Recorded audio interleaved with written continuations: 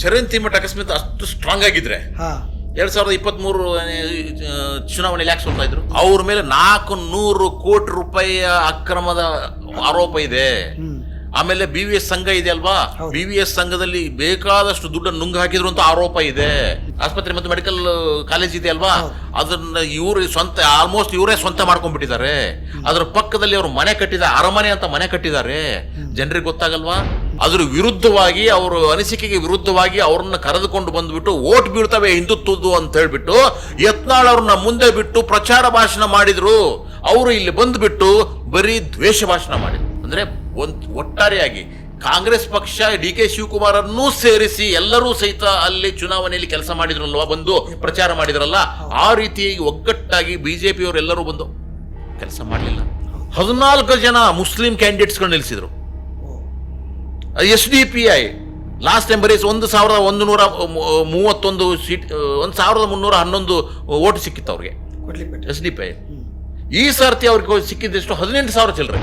ನೀವು ಏನು ಅಪಪ್ರಚಾರ ಮಾಡ್ತಾ ಇದ್ರಲ್ಲ, ಗ್ಯಾರಂಟಿಗಳು ಸರಿಯಾಗಿ ಅನುಷ್ಠಾನ ಆಗಿಲ್ಲ ಅಂತ, ಗ್ಯಾರಂಟಿಗಳು ಸಹಿತ ಅದ್ರದ್ದು ಸ್ವಲ್ಪ ಪ್ರಭಾವ ಇದೆ ಅಂತ. ಮುಸ್ಲಿಮರು ಓಟೇ ಬೇಡ ನಮಗೆ. ಯಾಕ್ರಿ?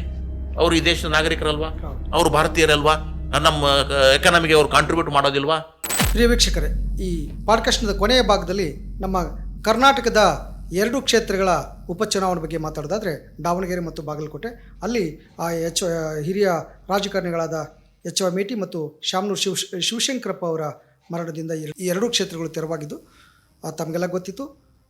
ಅವರ ಮಕ್ಕಳಿಗೆ, ಅವರ ಸಂಬಂಧಿಕರಿಗೆ ಸೀಟುಗಳನ್ನ ನೀಡಿದ್ದರಿಂದ ಮತ್ತು ಈ ಸಲ ಅಲ್ಲಿನ ಮತದಾರರು ಆಡಳಿತ ಪಕ್ಷಕ್ಕೆ ಒಲವು ತೋರಿ ಅಲ್ಲಿ ಕಾಂಗ್ರೆಸ್ಗೆ ಗೆಲುವನ್ನು ಕೊಟ್ಟಿದ್ದಾರೆ.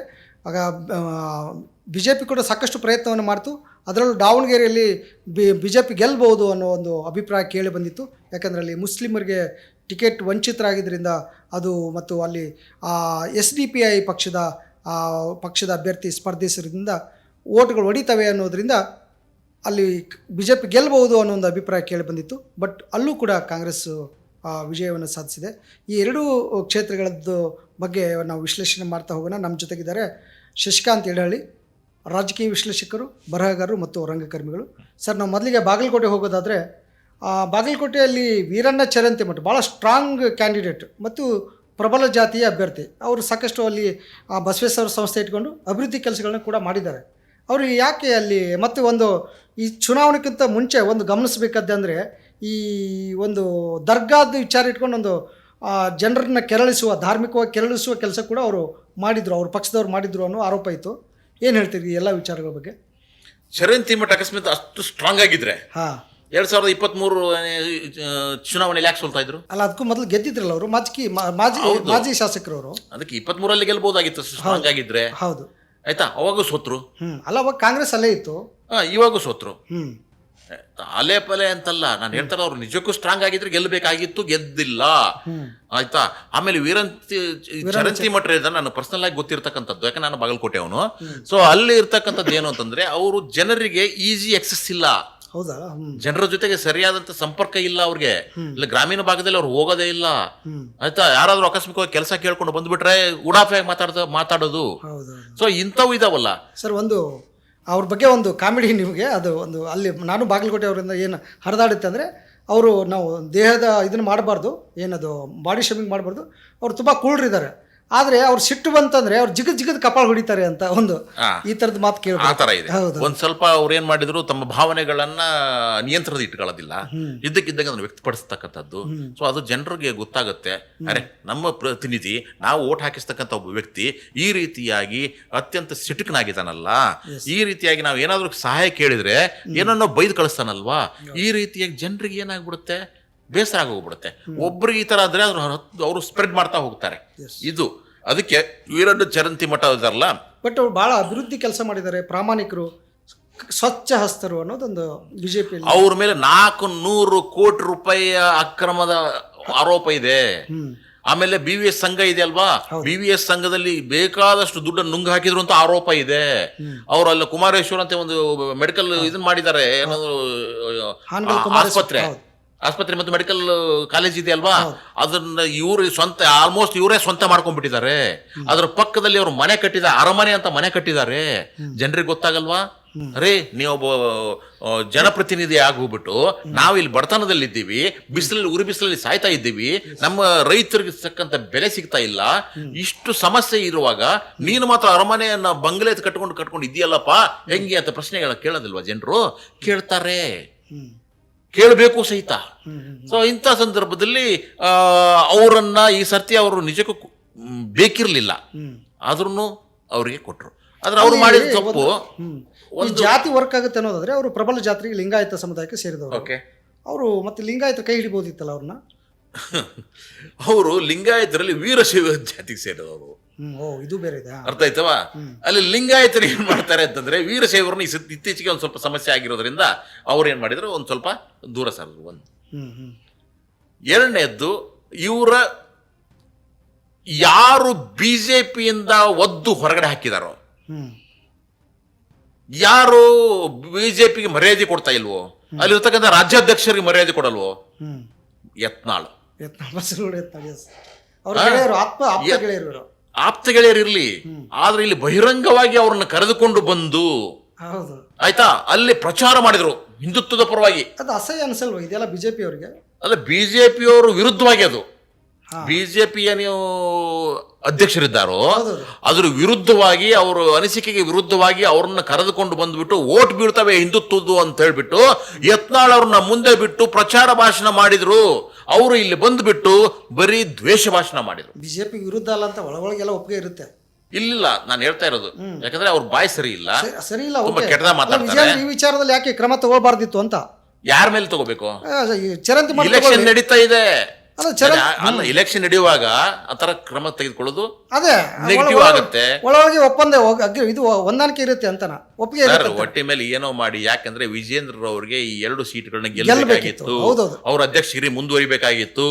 ಆದ್ರಿಂದ ನೀನಾದ್ರೂ ಬಾ ಏನಾದ್ರೂ ಮಾಡ್ಕೊಡ್ರಪ್ಪ, ನಮ್ಗೆ ಗೆಲುವು ಕೊಡ್ರಪ್ಪ ಅಂತ ಹೇಳಿದ್ರು. ಆದ್ರಿಂದ ಈಗ ಅಲ್ಲಿ ಒಂದ್ ಸ್ವಲ್ಪ ನಕಾರಾತ್ಮಕವಾದಂತಹ ಸಂದೇಶವನ್ನು ಕೊಡ್ತು ಯಾರು ಯತ್ನಾಳ್ ಅವ್ರು ಬಂದ್ಮೇಲೆ. ಒಂದು, ಅವರು ಬಿಜೆಪಿ ಅವರಲ್ಲ, ಎರಡನೇದ್ದು ಬಿಜೆಪಿಯಿಂದ ಒದ್ದು ಓಡಿಸಿದ್ದಾರೆ, ಮೂರನೇದಾಗಿ ಬಾಯಿ ತೆಗೆದ್ರೆ ಬಹಳ ಕೆಟ್ಟದಾದಂತ ಮಾತುಗಳನ್ನ ಆಡ್ತಾರೆ. ಇದ್ರ ಜೊತೆಗೆ ಅಲ್ಲಿರ್ತಕ್ಕಂಥ ಮುಸ್ಲಿಮರು, ಅವನು ಬಂದ ತಕ್ಷಣ ಮುಸ್ಲಿಮರು ಎಲ್ಲರೂ ಸಹಿತ ಸಾಲಿಡ್ ಆಗಿ ಏನೋ ಮಾಡಿದ್ರು ಕಾಂಗ್ರೆಸ್ಸಿಗೆ. ನಾನು ಇನ್ನೊಂದು ಏನು ಆ್ಯಡ್ ಮಾಡಕ್ ಬಯಸ್ತೀನಿ ಅಂದ್ರೆ, ಈ ಬಿಜಾಪುರ ಬಾಗಲಕೋಟೆ ತುಂಬಾ RSS ಮತ್ತು ಬಿಜೆಪಿ ಬೆಲ್ಟ್ ಅನ್ನೋದೊಂದು ಕೇಳಿ ಬರುವಂಥದ್ದು. ಆ ಕಾರಣಕ್ಕಾಗಿ ಚರಂತಿ ಮಠ ಗೆಲ್ಬಹುದಿತ್ತೇನೋ ಅಂತ. ಇಲ್ಲ, ಆ ಥರ ಏನಿಲ್ಲ. ಸೊ ಅಲ್ಲಿ ಏನಾಗಿತ್ತು, ಪಂಕಾ ಮಸೀದಿ ಒಂದು ಗಲಾಟೆ ಆಯ್ತು ಇತ್ತೀಚೆಗೆ. ಆಯ್ತಾ, ಪಂಕಾ ಚರಂತಿ ಮಠ ಮಾಡಿಸಿದ್ರು ಅನ್ನೋ ಆರೋಪನ ಕೇಳಿ, ಅದು ಉದ್ದೇಶ ಇತ್ತು. ಸೊ ಅದು ಸಹಿತ ಉಲ್ಟಾ ಹೊಡಿತು ಅವ್ರಿಗೆ. ಈ ಕಡೆಗೆ ಮುಸಲ್ಮಾನರ ಓಟುಗಳು ನಿಂತೋಯ್ತು. ಎರಡನೇದ್ದು, ಇಲ್ಲಿ ನಮ್ಮ ಯಾರು ಮೇಟಿ ಅವ್ರ ಮಗ ಉಮೇಶ್ ಮೇಟಿ ಅವ್ರಿಗೆ ಇವರು, ಯಾಕಂದ್ರೆ ಅಲ್ಲಿ ಒಂದು ಸ್ವಲ್ಪ ಅನುಕಂಪ ವರ್ಕ್ ಆಗಿಬಿಡ್ತು. ಯಾಕಂದ್ರೆ ಅವರು ಸಿಟ್ಟಿಂಗ್ MLA ಆಗಿದ್ರು, ಅವರು ತೀರ್ಕೊಂಡ್ರು, ಆಮೇಲೆ ಒಂದಿಷ್ಟು ಅಭಿವೃದ್ಧಿ ಕೆಲಸನೂ ಮಾಡಿದ್ರು ಅವರು, ಆಮೇಲೆ ಜನರ ಜೊತೆಗೆ ಬಹಳ ಒಳ್ಳೆ ಸಂಪರ್ಕ ಇಟ್ಕೊಂಡಿದ್ರು ಅವರು. ಬಟ್ ಸಾಯುವ ಮುಂಚೆ 2 ವರ್ಷ ಅವರು ಬೆಡ್ ರಿಡನ್ ಆಗಿದ್ರು, ಮತ್ತೆ ಏನು ಸಂಪರ್ಕ ಇರಲಿಲ್ಲ, ಅನುಕಂಪ ವರ್ಕ್ ಆಗಲಿಲ್ಲ ಅನ್ನೋದು ಕೇಳಿ. ಇಲ್ಲ, ಹಂಗೇನಿಲ್ಲ. ಆಮೇಲೆ ಅವರು ಪರವಾಗಿ ಅವ್ರ ಮಕ್ಕಳು ಕೆಲಸ ಮಾಡ್ತಾ ಇದ್ರು, ಹಳ್ಳಿ ಹೋಗ್ತಾ ಇದ್ರು. ಆಯ್ತಾ, ಮಲ್ಲು ಅಂತಿದ್ದಾರೆ, ಮಲ್ಲಿಕಾರ್ಜುನ್ ಅಂತ ಹೇಳ್ಬಿಟ್ಟು, ಮಲ್ಲಿಕಾರ್ಜುನ್ ಮೇಟಿ, ಉಮೇಶ್ ಮೇಟಿ, ಅವರೆಲ್ಲರೂ ಸಹಿತ ಅವರ ತಂದೆಯ ಪರವಾಗಿ ಜನರ ಸಂಪರ್ಕ ಇಟ್ಕೊಂಡಿದ್ರು. ಅಕಸ್ಮಾತ್ ಏನಾದ್ರು ಕೆಲಸ ಆಗ್ಬೇಕಾದ್ರೆ ತಹಶೀಲ್ದಾರ್ ಆಫೀಸ್ಗೆ ಮಲ್ಲು ಅನ್ನೋರು ಕರ್ಕೊಂಡು ಹೋಗ್ತಿದ್ರು ಜನರನ್ನ, ನಾನು ನೋಡಿದ್ದೀನಿ. ಅಂದ್ರೆ ಜನರ ಕೆಲಸ ಮಾಡಿಕೊಡ್ಲಿಕ್ಕಿದ್ರಲ್ವಾ, ಇಲ್ಲಿ ಹೋದ್ರೆ ಚರಂತಿ ಮಠ ಬೈದು ಕಳಿಸ್ತಾರೆ, ಅವನು ಅಟ್ಲೀಸ್ಟ್ ಮಾಡಿ ಕಳಿಸ್ತಾ ಇದಾರ. ಈ ರೀತಿಯಾಗಿ ಜನರ ಮೇಲೆ ಒಂದು ಅನುಕಂಪದ. ಎರಡನೇದ್ದು, ನನಗೆ ಅಟ್ಲೀಸ್ಟ್ ಸಿಗ್ತಾನಲ್ಲ. ಮೂರನೇದ್ದು, ಯಾಕಂದ್ರೆ ಅವ್ರು ಅಲ್ಲೇ ಇರ್ತಿದ್ರು, ತಹಸೀಲ್ದಾರ್ ಆಫೀಸು ಅಲ್ಲೇ ಅಕ್ಕಪಕ್ಕದಲ್ಲೇ ನಾನು ನೋಡಿದ್ದೀನಿ ಹಲವಾರು ಸರ್ತಿ. ಮೂರನೇದ್ದು, ಜನಪರವಾಗಿ ಮಿಡಿತಕ್ಕಂಥವ್ರು. ಈ ನಾಲ್ಕನೇದ್ದು ಜಾತಿ, ಯಾಕಂದ್ರೆ ಅಲ್ಲಿ ಕುರುಬರು ಓಟ್ಗಳೆಲ್ಲವೂ ಕಾನ್ಸಂಟ್ರೇಟ್ ಆಗಿದ್ದು ಆ ಕಡೆಗೆ ಯತ್ನಾಳ್ ಬಂದಿರೋದ್ರಿಂದ, ಪಂಕಾ ಮಸೀದಿ ಒಂದು ಗಲಾಟೆ ಆದ್ರಿಂದ ಎಲ್ಲ ಮುಸ್ಲಿಂ ಓಟ್ಗಳೆಲ್ಲವೂ ಸಹಿತ ಕಾಂಗ್ರೆಸ್ಸಿಗೆ ಬಿದ್ದು. ಮತ್ತೆ ಅದು ಸಿದ್ದರಾಮಯ್ಯ ಅವರಿಗೆ ತುಂಬಾ ಒಂದು ಸ್ಪರ್ಧೆ. ಆಮೇಲೆ ಸ್ಟೇಟ್ ಸಹಿತ ಅಂದ್ರೆ ಏನು, ಸಿದ್ದರಾಮಯ್ಯನವರು ಸಹಿತ ಒಂದು 7 ದಿನ ಅಲ್ಲೇನೆ ಇದ್ರು, ಠಿಕಾನೆ ಹೂಡಿದ್ರು. ಅದಕ್ಕಿಂತ ಹೆಚ್ಚಾಗಿ ಬಹಳ ದೊಡ್ಡ ಕೆಲಸ ಮಾಡಿದ್ದು ಸತೀಶ್ ಜಾರಕಿಹೊಳಿ ಅವರು, ತಿಮ್ಮಾಪುರ ಅವರು. ಅವರೇ ಅಲ್ಲೇ ಕೂತ್ಕೊಂಡು ಪ್ರತಿಯೊಂದು ಜಾತಿಯ ಮುಖಂಡರನ್ನ ಭೇಟಿಯಾಗಿ ಅವ್ರ ಹತ್ರ ಮಾತುಕತೆ ಮಾಡಿ ಎಲ್ಲಾನು ಏನಂತ ನಾವು ಒಂದು ಕೆಮಿಸ್ಟ್ರಿ ಇರುತ್ತೆ, ಈ ಜಾತಿ ಕಾಂಬಿನೇಷನ್ ಕೆಮಿಸ್ಟ್ರಿ, ಅದನ್ನ ಬಹಳ ಚೆನ್ನಾಗಿ ವರ್ಕೌಟ್ ಮಾಡಿದ್ರು. ಅದನ್ನು ವರ್ಕೌಟ್ ಮಾಡಿದ್ರಿಂದ ಈ ಇಡೀ ಗೆಲುವು ಸಲ್ಲಬೇಕಾಗಿರೋದು ಉಮೇಶ್ ಮೇಟಿಗಲ್ಲ. ಈ ಗೆಲುವು ಸಲ್ಲಬೇಕಾಗಿರೋದು ಒಂದು ಡಾಕ್ಟರ್ ಸಿದ್ದರಾಮಯ್ಯನವ್ರಿಗೆ, ಇನ್ನೊಂದು ಸತೀಶ್ ಜಾರಕಿಹೊಳಿ ಅವ್ರಿಗೆ, ಇನ್ನೊಂದು ತಿಮ್ಮಾಪುರ್ ಅವ್ರಿಗೆ. ಸೊ ಇವರೆಲ್ಲರೂ ಸೇರಿಬಿಟ್ಟು ಅಲ್ಲಿ ಗೆಲ್ಲಿಸುವ ಕೆಲಸವನ್ನ ಮಾಡಿದ್ರು. ಆದ್ರಿಂದ ಬರೀ ಅನುಕಂಪ ಮಾತ್ರ ವರ್ಕೌಟ್ ಆಗ್ಲಿಲ್ಲ, ಅದ್ರ ಜೊತೆಗೆ ಇವೆಲ್ಲವನ್ನೂ ಸಹಿತ ನೀವು ವರ್ಕೌಟ್ ಮಾಡಿದ್ರೆ, ಆಮೇಲೆ ಅವ್ರ ತಂದೆಯ ಒಂದ್ ಸ್ವಲ್ಪ ಹೆಸರು, ಇವುಗಳೆಲ್ಲವೂ ಸಹಿತ ಒಂದು ಮಧ್ಯದಲ್ಲಿ ಒಂದ್ ಸ್ವಲ್ಪ ಈ ಒಂದು ಸೆಕ್ಸ್ ಸ್ಕ್ಯಾಂಡಲ್ ಆಗೋಗ್ಬಿಟ್ಟು ಅವ್ರ ಹೆಸರನ್ನು ಕೆಡಿಸ್ಕೊಂಡಿದ್ರು. ಆದ್ಮೇಲೂ ಸಹಿತ ಅವ್ರು ಗೆದ್ದು ಬಂದ್ರು ಅವರು.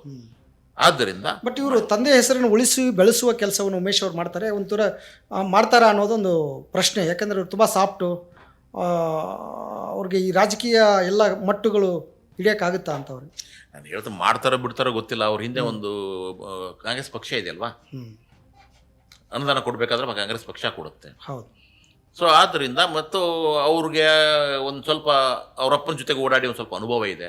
ಅವ್ರು ಹೆಚ್ಚು ಭಾಷಣ ಮಾಡಕ್ ಬರೋದಿಲ್ಲ, ಜನರ ಜೊತೆಗೆ ಕಮ್ಯುನಿಕೇಟ್ ಮಾಡಕ್ ಬರದೇ ಇರಬಹುದು. ಆದ್ರೂ ಸಹಿತ ಅವ್ರ ಹಿಂದೆ ಇರ್ತಕ್ಕಂಥ ಜನರು ಇದ್ದಾರಲ್ಲ, ಸತೀಶ್ ಜಾರಕಿಹೊಳಿ ಆಗಿರ್ಬೋದು, ಸಿದ್ದರಾಮಯ್ಯನವರು ಆಗಿರ್ಬೋದು, ಅವರೆಲ್ಲರೂ ಸಹಿತ ಸಹಾಯ ಮಾಡಬಹುದು. 2 ವರ್ಷದಲ್ಲಿ ಗೊತ್ತಾಗ್ಬಿಡುತ್ತೆ ಅವ್ರು ಬಂದಾನು. ಆಕಸ್ಮಿಕವಾಗಿ ಅವ್ರು ಕೆಲಸ ಮಾಡದೇ ಇದ್ರೆ ಮುಂದಿನ ಸತಿ ಬದಲಾಯಿಸ್ತಾರೆ. ಅದಕ್ಕೆ ನೀವು ಹೇಳಿದಂಗೆ ಬಾಗಲಕೋಟು RSS ಬೆಲ್ಟ್ ಅಂತ ಹೇಳ್ತಿರಲ್ಲ, ಅಲ್ಲಿ RSS ಬೆಲ್ಟ್ ಕೆಲಸ ಮಾಡೋದಿಲ್ಲ. ಯಾಕಂದ್ರೆ ಅಲ್ಲಿ ಹಿಂದುತ್ವವಾದಕ್ಕಿಂತ ಹೆಚ್ಚಾಗಿ ಮತ್ತೆ ಜಾತೀಯತೆ ಆಯ್ತಾ, ಕುರುಬರು, ಮುಸ್ಲಿಮರು, ಲಿಂಗಾಯತರು, ಒಕ್ಕಲಿಗರು, ಅಲ್ಲಿ ರೆಡ್ಡಿಗಳಿದ್ದಾರೆ, ರೆಡ್ಡಿಗಳು. ಸೊ ಇವರೆಲ್ಲರೂ ವಿಶ್ವಾಸಕ್ಕೆ ತೆಗೆದುಕೊಳ್ತಕ್ಕಂಥ ಕೆಲಸ ಆಯ್ತು ಅಲ್ಲಿ. ಅದಕ್ಕೆ ಇವರು ಆರಿಸಿ ಬಂದ್ರು. ಅದಕ್ಕೆ ಬಾಗಲಕೋಟ್ ಅನ್ನೋದಿದೆಯಲ್ವಾ ಬಿಸಿಲೂರು. ಆದ್ರೆ ಇವಾಗ ಹೆಚ್ಚು ಶ್ರೀಮಂತರ ಊರು ಆಗ್ಬಿಟ್ಟಿದೆ ಅಲ್ಲಿ. ಯಾಕೆಂದ್ರೆ ಅಲ್ಲಿ ನೀರಾವರಿ ಆಯ್ತು, ಆಲಮಟ್ಟಿ ನೀರಾವರಿ ಆಯ್ತು. ಅಲ್ಲಿರ್ತಕ್ಕಂಥ ರೈತರು ಸ್ವಲ್ಪ ಕಬ್ಬು ಬೆಳೆದ್ರು, ಸ್ವಲ್ಪ ಶ್ರೀಮಂತರಾದ್ರು. ಸೊ ಈ ರೀತಿಯಾಗಿ ಹೋಗ್ಬಿಟ್ಟು ಅಲ್ಲಿರ್ತಕ್ಕಂಥ ಒಂದು ಪಾಳೆಗಾರಿಕೆ ಜಮೀನ್ದಾರಿ ವ್ಯವಸ್ಥೆ ಇದೆಯಲ್ವಾ, ಅದು ಗಟ್ಟಿಗೊಳ್ತಾ ಬಂತು. ಅದಕ್ಕೆ ಅವರು ಎಲ್ಲ ಏನ್ ಮಾಡ್ತಾರೆ, ಈ ತರ ವ್ಯವಸ್ಥೆ ಇರೋರು ಶ್ರೀಮಂತರೆಲ್ಲರೂ ನಾನು ಹೇಳಿದ ಮಾತು ಕೇಳ್ತಕ್ಕಂಥ MLA ಬೇಕು ಅಂತಾರೆ. ಇಲ್ಲಿ ಚರಂತಿ ಮಠ ಹತ್ರ ಹೋಗ್ಬಿಟ್ರೆ ನಾನು ಹೇಳಿದ ಮಾತೇ ಕೇಳೋದಿಲ್ಲಲ್ರಿ, ಅವನ ಹತ್ರ ಯಾಕೆ ಹೋಗೋದು ಇದು. ಆಮೇಲೆ ಒಂದ್ ಸ್ವಲ್ಪ BJPಯಲ್ಲಿ ಒಳ ಸಮಸ್ಯೆಗಳಿತ್ತು.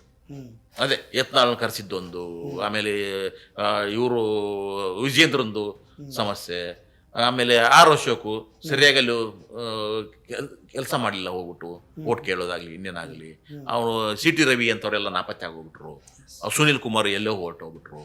ಅಂದ್ರೆ ಒಟ್ಟಾರೆಯಾಗಿ ಕಾಂಗ್ರೆಸ್ ಪಕ್ಷ DK ಶಿವಕುಮಾರ್ ಅನ್ನೂ ಸೇರಿಸಿ ಎಲ್ಲರೂ ಸಹಿತ ಅಲ್ಲಿ ಚುನಾವಣೆಯಲ್ಲಿ ಕೆಲಸ ಮಾಡಿದ್ರಲ್ವಾ, ಬಂದು ಪ್ರಚಾರ ಮಾಡಿದ್ರಲ್ಲ, ಆ ರೀತಿಯಾಗಿ ಒಗ್ಗಟ್ಟಾಗಿ BJPಯವರೆಲ್ಲರೂ ಬಂದು ಕೆಲಸ ಮಾಡಲಿಲ್ಲ.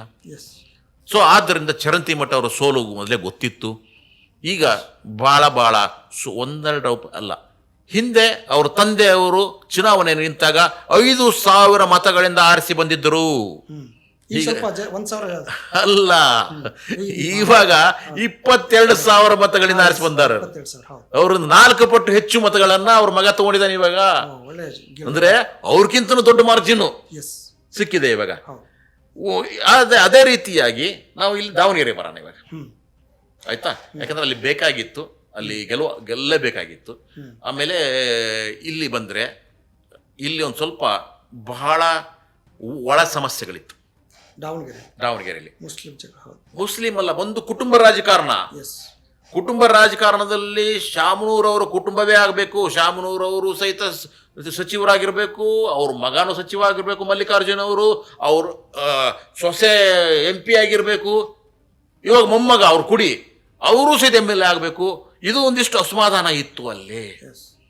ಸೊ ಆದ್ದರಿಂದ ಆಮೇಲೆ ಶಾಮನೂರ ಶಿವಶಂಕರಪ್ಪನವ್ರು ಏನ್ ಮಾಡಿದ್ರು, last time BJP support ಮಾಡ್ಬಿಟ್ಟಿದ್ರು.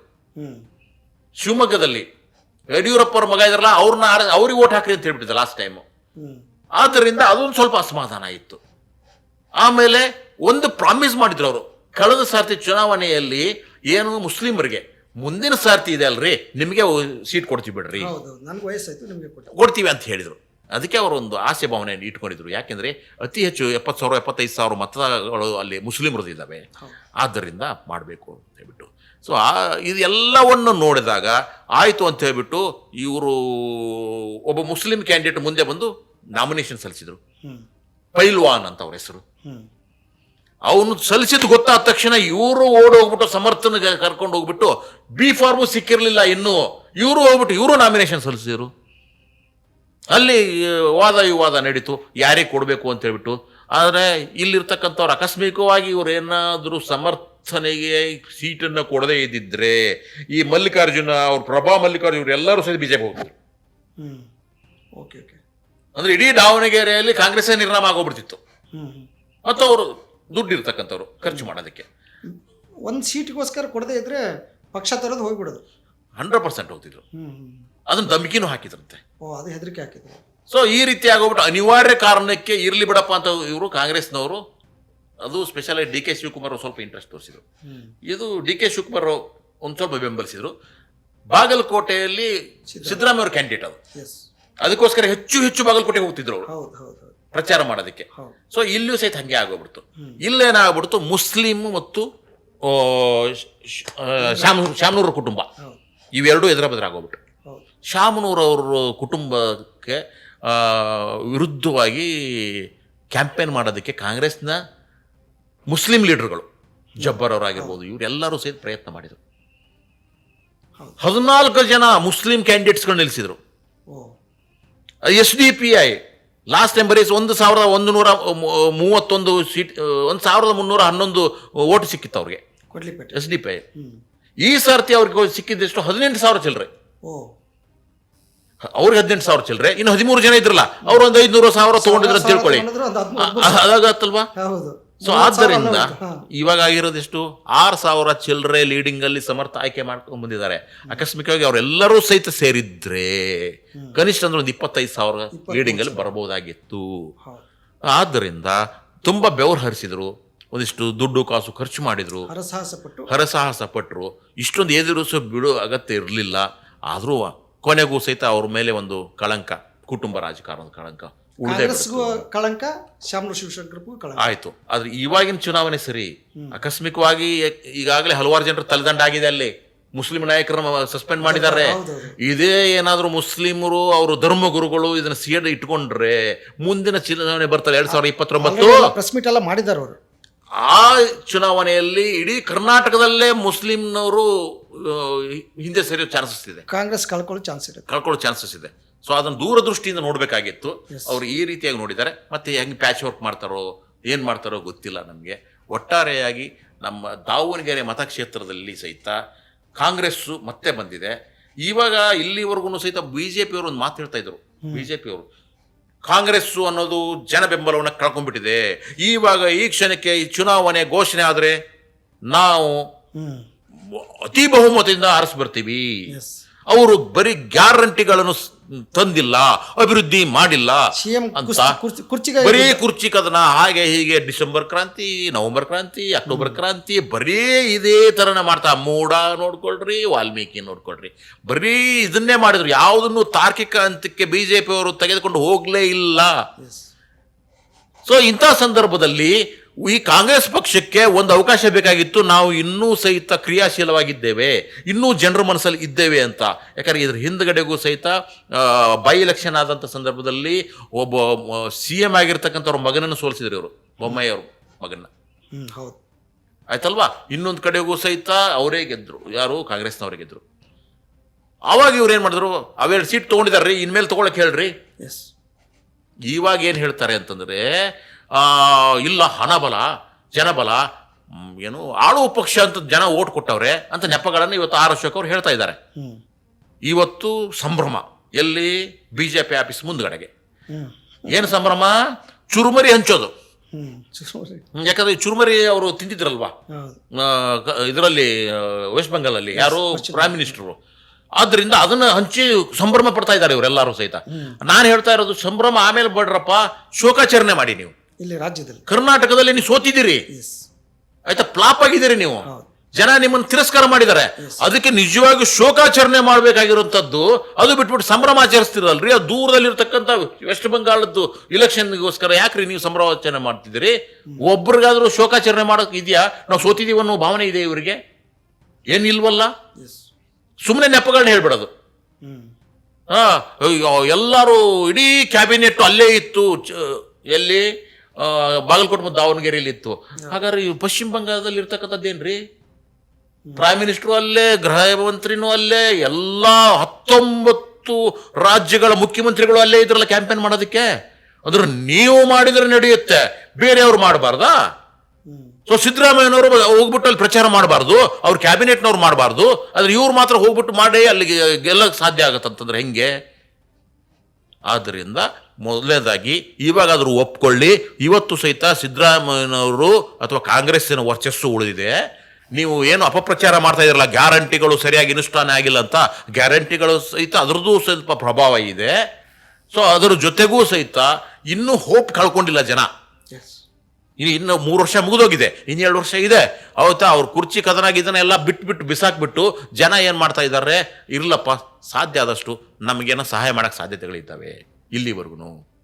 So BJP ಅವ್ರು ಕೊಟ್ಟಂಥ ಯಾವ ಭರವಸೆನೂ ಈಡೇರಿಸಿಲ್ಲ, ಇವರು ಸ್ವಲ್ಪ ಆದರೂ ಈಡೇರಿಸ್ತಾ ಇದ್ದಾರಲ್ಲ. ಈ ರೀತಿಯಾಗಿ ಜನರಿಗೆ ತಮ್ಮದೇ ಆದಂಥ ರೀತಿಯಲ್ಲಿ ನಿರೀಕ್ಷೆಗಳಿದ್ದಾವೆ.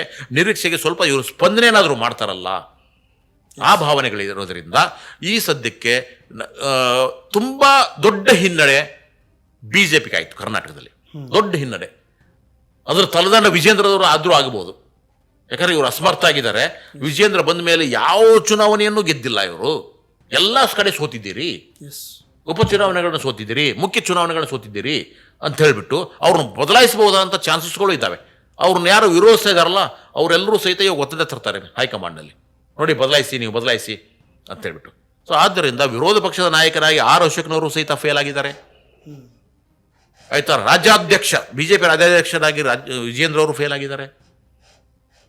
ಸೊ ಇಂಥ ಸಂದರ್ಭದಲ್ಲಿ ನಮಗೆ BJP ಅನ್ನೋದು ನಿಜಕ್ಕೂ ಕರ್ನಾಟಕದಲ್ಲಿ ಅಸ್ತಿತ್ವಕ್ಕಾಗಿ ಪರದಾಡ್ತಾ ಇದೆ, ಬರೀ ಬಾಯ್ ಕೊಡ್ತಾ ಇದೆ, ಬರೀ ಆರೋಪ ಮಾಡ್ತಾ ಇದೆ, ಅದು ಹಾಗೆ ಇದು ಹೀಗೆ ಅಂತ. ಅದು ಆರೋಪ ಮಾಡೋದನ್ನು ಬಿಟ್ಟು ಕನ್ಸ್ಟ್ರಕ್ಟಿವ್ ಆಗಿ ಒಂದಿಷ್ಟು ಸಲಹೆ ಕೊಡಲಿ ಸರ್ಕಾರಕ್ಕೆ, ಈ ರೀತಿ ಮಾಡಿ, ಈ ರೀತಿ ಮಾಡಿ, ಈ ರೀತಿ ಅಂತ ಹೇಳ್ಬಿಟ್ಟು. ಅದು ಬರೀ ಬೈಯೋದ್ರಿಂದ, ಧರ್ಮದ್ವೇಷವನ್ನು ಮಾಡೋದ್ರಿಂದ, ನಾವು ಅಲ್ಲಿ ಪಾಕಿಸ್ತಾನ ಧ್ವಜ ಹಾರಿಸೋದು ಎಲ್ಲೋ ಒಂದು ಕಡೆ, ಇನ್ನೊಂದು ಕಡೆ ಪಾಕಿಸ್ತಾನ ಜಿಂದಾಬಾದ್ ಅಂತ ಯಾರೋ ಹೇಳಿದ್ರು ಅದನ್ನೇ ದೊಡ್ಡದು ಮಾಡೋದು, ಇವೆಲ್ಲವನ್ನು ಬಿಟ್ಬಿಟ್ಟು ನೀವು ಅಂತ ಮುಸ್ಲಿಮರು ಓಟೇ ಬೇಡ ನಮಗೆ. ಯಾಕ್ರಿ? ಅವರು ಈ ದೇಶದ ನಾಗರಿಕರಲ್ವಾ, ಅವರು ಭಾರತೀಯರಲ್ವಾ, ನಮ್ಮ ಎಕಾನಮಿಗೆ ಅವ್ರು ಕಾಂಟ್ರಿಬ್ಯೂಟ್ ಮಾಡೋದಿಲ್ವಾ? ಈ ಥರ ಮುಸ್ಲಿಮರು ಓಟೇ ಬೇಡ ನನಗಂತ ಯತ್ನಾಳ್ ಕರ್ಕೊಂಬಂದು ಪ್ರಚಾರ ಮಾಡಿಸ್ತೀರಂತಂದ್ರೆ ನಿಮಗೆ ಹಿನ್ನಡೆ ಆಗದೆ ಇನ್ನೇನು ಮುನ್ನಡೆ ಆಗುತ್ತನ್ರಿ? ಆಗ ಚಾನ್ಸಸ್ ಇಲ್ಲ. ಆದ್ದರಿಂದ ಕರ್ನಾಟಕದಲ್ಲಿ ಈಗಾಗಲೇ ಹಿಂದಿನ ಉಪಚುನಾವಣೆಯಲ್ಲೂ ಸಹಿತ ಕಾಂಗ್ರೆಸ್ ಗೆದ್ದಿತ್ತು, ಜನ ಇವ್ರನ್ನ ತಿರಸ್ಕಾರ ಮಾಡಿದ್ರು, ಇವಾಗೂ ಅದೇ ಗೆದ್ದಿದೆ, ಇವ್ರನ್ನ ತಿರಸ್ಕಾರ ಮಾಡಿದೆ. ಇದರಿಂದ ಆದರೂ ಪಾಠ ಕಲೀರಿ, ಜನರ ಮಧ್ಯೆ ಹೋಗಿ, ಜನರ ಜೊತೆ ಇರಿ, ಅವ್ರ ಸಂಕಷ್ಟನ ಅರ್ಥ ಮಾಡ್ಕೊಳ್ಳಿ. ಬರೀ ಬೈಯೋದ್ರಿಂದ, ಬರೀ ಆರೋಪಗಳು ಮಾಡೋದ್ರಿಂದ ನೀವು ಏನನ್ನೂ ಸಾಧಿಸಲು ಸಾಧ್ಯ ಇಲ್ಲ. ಆದ್ದರಿಂದ ಮೊದಲು ದ್ವೇಷ ಭಾಷಣಗಳನ್ನು ಪಕ್ಕಕ್ಕಿಟ್ಟು, ಆಯಿತಾ, ಅಭಿವೃದ್ಧಿ ಪರವಾಗಿ ಮಾತಾಡೋ ಕೆಲಸವನ್ನು ಮಾಡಿ. ಆವಾಗ ಮಾತ್ರ BJPಗೆ ಒಂದು ಸ್ವಲ್ಪಾದರೂ ಜನ ಕರುಣೆ ತೋರಿಸ್ಬೋದು. ಇಲ್ಲ ಅಂತಂದರೆ ಮತ್ತೆ 2029 ಇಸ್ವಿಯಲ್ಲಿ ಅಕಸ್ಮಿಕವಾಗಿ ಕುರ್ಚಿ ಕದನ ಅದು ಇದು ಏನೂ ಆಗದೇ ಇದ್ದರೆ ಮತ್ತೆ ಕಾಂಗ್ರೆಸ್ಸೇ ಬರುತ್ತೆ, ನಿಮಗೆ ತೊಂದರೆ ಆಗುತ್ತೆ. ಆದ್ದರಿಂದ BJP ಇಲ್ಲಿವರೆಗೂ ಈ ಕರ್ನಾಟಕ ಅಲ್ಲ, ಇಡೀ ದೇಶದ ಇತಿಹಾಸದಲ್ಲಿ ಕರ್ನಾಟಕದಲ್ಲಿ BJP ಇವತ್ತವರೆಗೂ ಬಹುಮತದಿಂದ ಯಾವತ್ತೂ ಸಹಿತ ಸರ್ಕಾರವನ್ನು ರಚನೆ ಮಾಡಿಲ್ಲ. ಯಾವತ್ತು ಮೋಸದಿಂದ, ಹಿಂಬಾಗಿಲಿನಿಂದ, ಆಪರೇಷನ್ ಕಮಲ ಮಾಡೋದ್ರಿಂದಲೇ ನೀವು ಬಂದಿರತಕ್ಕಂಥದ್ದು. ಆದ್ದರಿಂದ ಒಂದು ಸರ್ತಿ ಬಹುಮತವನ್ನು ನೀವು ಮಾಡಬೇಕು ಅಂದರೆ, ಬರಬೇಕು ಅಂತಂದರೆ ಒಂದು ಕೆಲಸ ಮಾಡಿ ತೋರಿಸಿ, ಒಳ್ಳೆ ಮಾತಾಡಿ, ಜನರ ಪರವಾಗಿರಿ, ಅವಾಗ ಆಗತ್ತೆ. ಆದ್ದರಿಂದ ಏನಾದರೂ ಇರಲಿ, ಆಕಸ್ಮಿಕವಾಗಿ ಒಂದು ಮಾತು ಹೇಳಿ ಮುಗಿಸ್ತಾ ಇದ್ದೀನಿ. 2 ಕ್ಷೇತ್ರದಲ್ಲಿ ಸೋತಿದ್ರೆ ಏನಾಗ್ತಿತ್ತು? ಕಾಂಗ್ರೆಸ್ ಸೋತಿದ್ರೆ ದೊಡ್ಡ ಸಿದ್ದರಾಮಯ್ಯ ತಲೆದಂಡ ಆಗ್ತಿತ್ತು. ಅಂದರೆ ಸಿದ್ದರಾಮಯ್ಯವರು ಜನಪ್ರಿಯತೆ ಕುಸಿದೋಗ್ಬಿಟ್ಟಿದೆ, ಗ್ಯಾರಂಟಿಗಳು ವರ್ಕೌಟ್ ಆಗ್ತಾ ಇಲ್ಲ. ಸೊ ಇವ್ರದೇ ಫೇಸ್ ಇಟ್ಕೊಂಡು ಹೋದರೆ ನಾವು ಸೋಲ್ತೀವಿ ಕಾಂಗ್ರೆಸ್ನವರು, ಆದ್ರಿಂದ ಅವ್ರನ್ನ ಬದಲಾಯಿಸಬೇಕು ಅಂತ ಹೇಳ್ಬಿಟ್ಟು DK ಶಿವಕುಮಾರ್ ಅವ್ರ ಗ್ಯಾಂಗು ಮುಂದೆ ಬರ್ತಾ ಇತ್ತು. ಅದು ಆಗಲಿಲ್ಲ ಈ ಸದ್ಯಕ್ಕೆ. ಅದಕ್ಕೆ ನೋಡೋಣಂತೆ ಮತ್ತೆ ಇನ್ನೇನಾಗುತ್ತೋ ಗೊತ್ತಿಲ್ಲ. ಮತ್ತೆ ಇವರು ಬೇಡ ಅವರು ಬೇಡ ಇವ್ರು ಬೇಡರ ಮಧ್ಯದಲ್ಲಿ ಖರ್ಗೆನ್ ಕರ್ಕೊಂಡ್ಬಂದ್ಬಿಟ್ಟು ಅವ್ರನ್ನ ಮುಖ್ಯಮಂತ್ರಿ ಮಾಡಿದ್ರು ಹೇಳೋಕ್ಕಾಗೋದಿಲ್ಲ. ಸೊ ಇದೆಲ್ಲ ರಾಜಕೀಯ ನಡೀತಾ ಇದೆ. ಆದ್ದರಿಂದ ಕರ್ನಾಟಕ ಜನ ನಿಜಕ್ಕೂ ಸಹಿತ ಪ್ರಜ್ಞಾವಂತರಿದ್ದೀರಿ. ಯಾರನ್ನ ನಮ್ಮ ನಾಯಕರಾಗಿ ಚುನಾಯಿಸಬೇಕು ಅನ್ನೋದು ಗೊತ್ತಿದೆ. ಬಾಗಲಕೋಟೆ ಜನರು ಗೊತ್ತಿದೆ ಯಾರನ್ನ ಚುನಾಯಿಸಬೇಕು. ಆಕಸ್ಮಿಕವಾಗಿ BJP ಅವರು ತಂದರೆ ಅವ್ರು ಬರೀ ಪಂಕಾ ಮಸೀದಿನೋ ಇನ್ಯಾವುದೋ ಮಸೀದಿ ಮುಂದೆ ಹೋಗಿ ಡ್ಯಾನ್ಸ್ ಮಾಡೋದು, ಅಲ್ಲಿ ಒಂದು ಗಲಾಟೆ ಮಾಡೋದು, ಪಟಾಕಿ ಹೊಡೆಯೋದು, ಬೈಯೋದು, ಈ ರೀತಿ ಮಾಡೋ ಕೆಲಸಗಳನ್ನ ನೀವು ಮಾಡ್ತಾ ಇದ್ದೀರಿ. ಅದಕ್ಕೆ ದ್ವೇಷ ಭಾಷಣವನ್ನು ನಿಲ್ಲಿಸಿ ನಿಮ್ಮನ್ನು ನಾವು ಬೆಂಬಲಿಸ್ತೀವಿ, ಇಲ್ಲ ನಾವು ನಿಮ್ಮನ್ನು ಬೆಂಬಲಿಸಲ್ಲ ಅಂತ ಸ್ಪಷ್ಟವಾದ ಒಂದು ಸಂದೇಶವನ್ನು 2 ಮತಕ್ಷೇತ್ರದವರು ಕೊಟ್ಟಿದ್ದಾರೆ. ಅದೇ ರೀತಿ ಕಾಂಗ್ರೆಸ್ನವ್ರಿಗೂ ಸಹಿತ ಇದೇ ರೀತಿ, ಯಾಕಂದರೆ ತುಂಬ ಅಲ್ಪ ಒಂದು 6,000 ಚಿಲ್ಲರೆ ಬಹುಮತವನ್ನು ಕೊಟ್ಟು ಅಥವಾ ಮತಗಳನ್ನು ಹೆಚ್ಚುವರಿಯಾಗಿ ಕೊಟ್ಟು ಒಂದು ಸಂದೇಶ ಕೊಟ್ಟಿದ್ದಾರೆ. ನೀವು ಬರೀ ಇದೇ ರೀತಿಯಾಗಿ ಕುಟುಂಬ ರಾಜಕಾರಣ ಮಾಡ್ಕೊಂಡು ಹೋದರೆ ನೀವು ಮುಂದಿನ ಭವಿಷ್ಯದಲ್ಲಿ ಕಾಂಗ್ರೆಸ್ಸಿಗೆ ಏಟ್ ಸಿಕ್ಕುತ್ತೆ, ಏಟ್ ಕೊಡ್ತಾರೆ ಜನ ಅನ್ನೋದನ್ನ ಒಂದು ಸಣ್ಣದಾದ ಸ್ಯಾಂಪಲ್ನು ಕೊಟ್ಟಿದೆ. ಇದು ಕರ್ನಾಟಕದ ಈ ಸದ್ಯದ ರಾಜಕೀಯದ ಪರಿಸ್ಥಿತಿ. Thank you sir. ಪ್ರಿಯ ವೀಕ್ಷಕರೇ, ಇದಾಗಿತ್ತು ಬಾಗಲಕೋಟೆ ಮತ್ತು ದಾವಣಗೆರೆಯ ಚುನಾವಣೆ ಫಲಿತಾಂಶದ ವಿಶ್ಲೇಷಣೆ. ಧನ್ಯವಾದಗಳು.